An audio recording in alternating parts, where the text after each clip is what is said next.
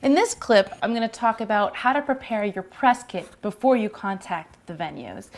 Get a regular folder, and I like to put something colorful on the front. This is my logo. It's a sticker. You can put a picture of yourself, you can decorate it, you can put a candy cane. Use your creativity, do something that will set you apart from the competition.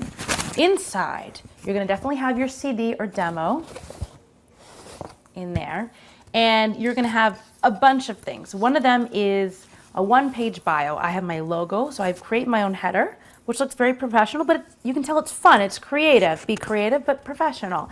My one-page bio. I have my one-page review sheet. If you don't have a lot of reviews, ask your friends, other musicians, to put a little quote about you. You can use bigger font so it doesn't look as sparse. And on the bottom of each of these pages, by the way, has my contact information.